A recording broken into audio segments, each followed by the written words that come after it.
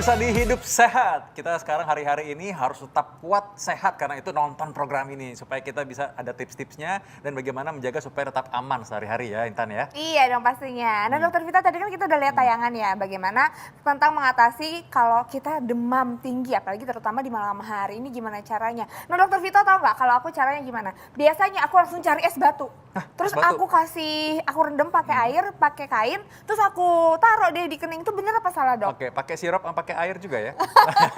Es buah dong ya. Iya, oke. Memang seringkali demam itu paling bikin panik. Kita juga tahu. Nah itu kalau pakai es batu saja itu nggak boleh sebenarnya. Karena es batu ini nanti terlalu dekat sama kulit, ini malah langsung bikin kulit ini bisa cedera juga. Jadi karena itu tutup dulu sebenarnya kalau yang mau pakai yang dingin harus ditutup dengan handuk yang tipis gini. Tapi sebenarnya ya kita nggak perlu pakai yang dingin kayak gini kok. Ini kan es batu nih. Sebenarnya cukup pakai justru air yang suam-suam kuku. Jadi air nih kayak gini ya. Ini air kita taruh di wadah. Ini wadah pindahin dulu ya. Nah ini taruh di wadah gini. Ya kira-kira nggak usah terlalu penuh amat ya. Lalu kita taruh sekain kecil tergantung ukuran jidat kita seberapa ya. Kalau jidatnya besar boleh lebih besar. Ya, lalu ini kita jangan basah-basah begini ya. Kita harus dibikin peras dulu supaya sampai dia benar-benar kering. Lalu taruhnya sebenarnya bukan di kepala, bukan di jidat. Taruhnya di antara ketiak atau lipatan paha. Oh kenapa tuh? Ya karena bagian sana itu ada aliran pembuluh darah yang besar-besar. Nah pembuluh darah yang besar-besar ini membantu menghantarkan dan menyamaratakan panas juga. Oh ini buat anak-anak aja atau orang dewasa aja atau sama orang dewasa dan anak-anak? Ya anak-anak juga sama. Kita kalau mau kompres itu sebaiknya pakai air yang suam-suam kuku. Itu berarti diangetin dulu ya? Airnya berarti direbus dulu sedikit gitu? Iya, jadi airnya jangan banyak-banyak. Ya, jadi air biasa aja, nggak usah pakai es pack gini, nggak usah ya. Jangan pakai air panas apalagi, jadi sinar panas kan. Jadi pakai. Nah, ya biasa emang yang paling sering orang pakai air dingin atau es batu. Padahal sebenarnya nggak perlu. Air yang hangat-hangat biasa aja. Oh, nah yang harus diwaspadain tuh panas berapa derajat tuh? Nah kita tahu panas dulu sekarang. Karena itu kalau orang merasa demam, kadang-kadang kita nggak tahu tuh, nggak diukur. Aku rasanya kayak demam nih, pas diukur 36. Ya berarti kan normal, ya kan. Nah memang kadang-kadang perasaan lemas, perasaan mau batuk, perasaan mau pilek, itu rasanya akhirnya udah rasa seperti itu kayak rasa meriang. Tapi kita perlu pengukurannya benar. Nah itu ada termometer kan, nanti kan ada termometer yang dipakai, apalagi untuk anak-anak nih. Jangan pakai termometer yang rai raksa. Justru pakai yang seperti ini nih, digital ya. Itu digital ya? Ya, digital. Jadi bisa kelihatan nih nanti, bisa kelihatan hasilnya langsung tertulis hasilnya berapa. Normalnya itu suhu 36,5 sampai 37,2 atau 37,5. Nah kalau anak-anak, tapi kalau bayi yang di usia di bawah 3 bulan mesti hati-hati ya, karena mereka 37 derajat aja sudah dihitung demam. Nah kalau demamnya itu atau panasnya antara 37,5, 38 itu kita bilang, oh ini baru demam betulan. Kalau 37,6,7 itu kita bilang itu adalah demam subdemam ya, subfebris, artinya hampir demam. Nah, hampir demam. Nah, kalau udah hampir demam itu harus udah dikompres? Boleh dikompres, nggak apa-apa. Kompres itu kan tujuannya untuk menurunkan ya demamnya. Demam ini sebenarnya nggak terlalu takut ya. Demam itu sebenarnya adalah tanda bahwa tubuh kita lagi melawan. Kayak akhir ini kan kita tahu bahwa COVID-19 itu juga paling banyak 65-80% itu demam. Orang panas. Makanya kita kalau sekarang lagi jalan-jalan, Intan ngerasa nggak? Lagi jalan-jalan dikasih gitu orang-orang waktu masuk. Ditembakkan. Ya, karena itu adalah screening yang pertama. Ya karena demam itu kan yang paling sering kan keluhannya. Oke. Nah tapi tuh misalnya nih kayak kita pertama kali ngerasa demam. Itu berarti tindakan yang pertama kali kita harus lakuin itu cek suhu dulu? Pastikan dulu demam apa enggak. Ya. Tapi di luar itu kalau memang rasa nggak sehat, memang istirahat kan. Tapi memang kita jangan paksa untuk beraktivitas. Kalau Anda memang harus kantor ya Anda sebaiknya di rumah saja. Apalagi zaman sekarang ini kan. Nah Anda kan harus tahu bahwa kalau kita keluar siapa tahu kita nih ternyata membawa virus yang kita nggak mau nanti menularkan orang lain. Jadi protokol kesehatan harus diingat. Ya tetap pakai masker, ingat. Kalau bisa nggak usah bertemu orang lain dulu, di rumah aja. Ya bilang aja sama bosnya atau mungkin sama teman kita, hari ini nggak masuk dulu ya. Karena saya kayak rasa nggak enak badan nih gitu. Nah terus kalau ini kan malam hari nih dokter ya. Ini berarti kan biasanya kalau pakai kayak minyak-minyak kayu putih atau minyak-minyakan yang lainnya itu ngerasa kayak lebih apa ya, lebih nyaman gitu. Itu boleh nggak sih di air rendamannya dicampur sama minyak-minyakan itu?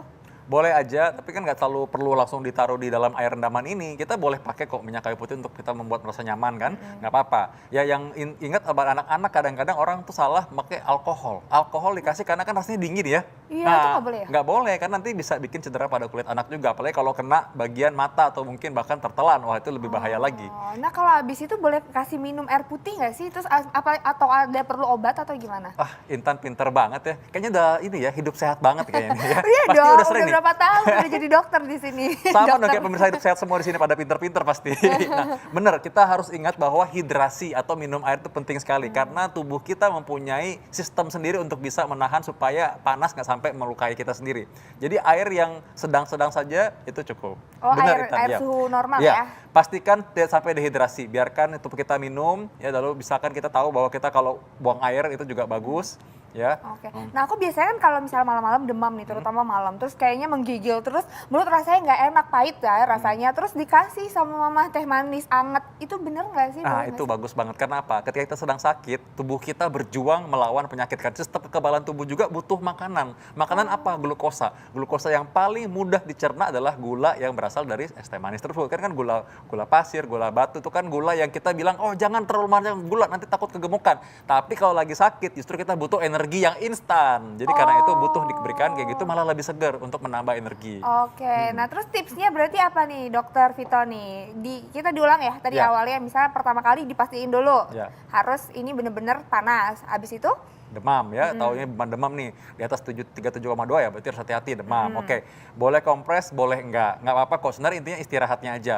Kalau di atas 38 dan kita mau kompres, ingat kita kompres dengan kain atau handuk yang kita sudah rendam dengan air yang suam-suam kuku saja, lalu kita keringkan, jangan sampai kering banget tapi jangan sampai basah juga, taruh di lipatan paha atau lipatan ketiak. Ya, atau lipatan ketiak. Jadi lipatan paha Ya, atau lipatan ya. ketiak. Terus? Air minum tadi seperti Intan selalu bilang bahwa minum air ya, jadi jangan sampai dehidrasi, ini penting sekali. Makan boleh, kita makan saja boleh makan juga, boleh makan tadi makan yang manis-manis juga boleh, makan yang banyak proteinnya terutama. Dan tadi kita belum Obat sebutkan boleh? boleh ada obat ya, boleh saja kita boleh pakai obat. Dan kalau untuk anak-anak ada sirup ada dosisnya, lihat ukuran bagaimana berat badannya dan juga usia anaknya. Untuk tahu Ya. obatnya itu apa yang diminum? Yang paling bisa kita minum untuk penurun panas adalah paracetamol dan itu gampang ditemukan. oke. Mereknya bisa apa aja, tapi paracetamol ada unsurnya. Jadi bahan aktifnya adalah itu. Nah, ini yang penting nih, kapan sih kita ke dokter, Intan? Nah ya itu kapan? Ya kan? Kapan kita ke dokter adalah satu, kalau panasnya itu panas sekali di atas 40 derajat, itu kita perlu ke dokter ya. Kita harus segera mencari profesional medis. Yang kedua, kalau anak memang dia panas dan mungkin 2 hari tidak turun, itu juga penting sekali. Yang ketiga, kalau sampai ada kejang atau sampai dia tidak bisa makan, tidak bisa minum dengan baik, mual, muntah, berarti dia nggak bisa ditahan dengan dehidrasi, maka sebaiknya memang segera ke profesional medis. Yang paling terakhir, kalau nggak yakin, udah pemirsa, kalau memang nggak yakin, jangan mengobati diri sendiri, udah segera cari profesional medis saja. Satu Ya. lagi dong dokter, ini Apa satu nih? lagi. Biasanya kalau panas Ya. itu aku disuruh pakai selimut, baju yang tebel, selimutan katanya supaya selimut dan bajunya itu nyerap panasnya, keringetan jadinya keluar. Itu bener nggak sih? Nah, ini sebenarnya malah salah dan bahaya, karena soalnya kalau kita pakai selimutan yang tebal, malah panas yang harusnya keluar nggak bisa. Justru kita pakai pakaian yang tipis supaya dan itu nyaman buat kita istirahat, sehingga panasnya malah bisa terdistribusi. Bahkan kalau misalnya mau pakai kipas angin nggak apa-apa, asal kipas anginnya bukan yang terlalu blow aja, nggak terlalu mengalir banyak, tapi ini supaya nanti panasnya bisa dialirkan lalu udara juga. Oh, jadi ternyata salah ya, aku jadi paham sekarang. Paham ya, Seth? Jadi kalau misalnya malam-malam ke demam panas, nggak boleh langsung panik ya. Jadi itu tadi langkah-langkah yang harus Ya. dilakuin. Nah, tapi ini ngomong masalah demam, ini kan tanda awal gejala COVID ya Dokter Vito Iya, ya. bener. Ini bahaya banget. Jadi kalau ada keluarga yang demam, tetap jangan lupa untuk tadi Dokter Vito bilang tanamkan protokol kesehatan ya, pakai masker, jaga jarak. Nah, ini nanti kita akan berbincang Dokter Vito dengan seseorang yang survive dari COVID-19. Siapa dia? Sesaat lagi tetap di Hidup Hidup Sehat. Sehat.